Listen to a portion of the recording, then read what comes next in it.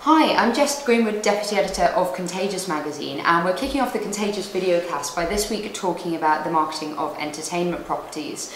This is actually a first in a series because we've seen recently there's an awful lot of really interesting activity going on from the makers of games, films, TV shows, musicians, all these different entertainment properties that have a built-in interest level already for the ways in which people are using the internet to get bums on seats. With mechanisms like Hulu, Spotify, Lala, all of these different ways of distributing content now, it's no longer enough, plus always the threat of illegal downloading, it's no longer enough for manufacturers of this high-end content to assume that people will want to come and see it. So with that in mind, we've seen a couple of TV campaigns recently that we'd like to share with you, both for recognisable properties and both beautifully executed across a range of different media. We've seen the first of these as True Blood, which we have to say is a great favourite of ours. Very, very sexy, vampire thriller, lots of interesting stuff going on, and now very much into its second series. The reason that we like this campaign is that it came from a very intensive, very interesting blogger outreach campaign conducted by Campfire in New York. They started by reaching out to vampire enthusiasts online. Of course they exist, there are all sorts of niche audiences online. You'd probably prefer to know that they didn't.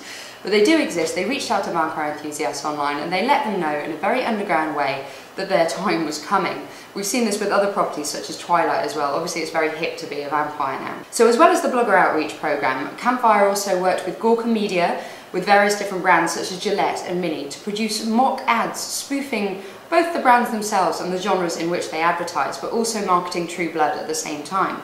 And because it was a huge new programme, different way to advertise, brands couldn't wait to jump on board.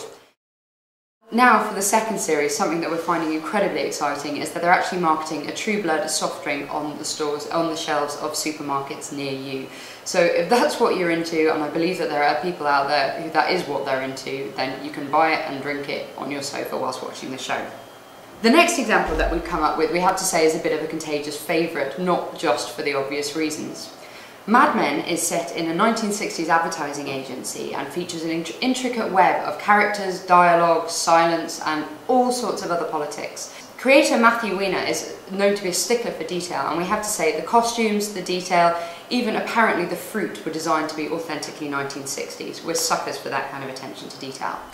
Having said that, there are also some amazing marketing initiatives going on around Mad Men, not all of which were conceived by the company AMC who produced the show. First of all, when the show was in its first series, they noticed that various different Twitter characters, so for example Don Draper, the hugely charismatic head of the ad agency, his wife Betty Draper, the very uptight, very suburban housewife, all of these names have been registered on Twitter by fans of the show who are acting out their daily lives in the form of short updates, as Twitter is so designed for.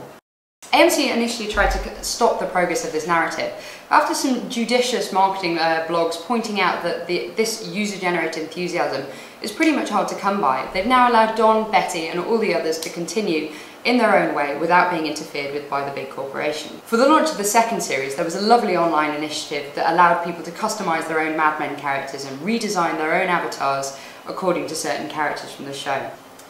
We'll be keeping a close eye on all of these different initiatives and bringing you more information about movies, games, music and various different other ways of using the internet to reach built-in audiences.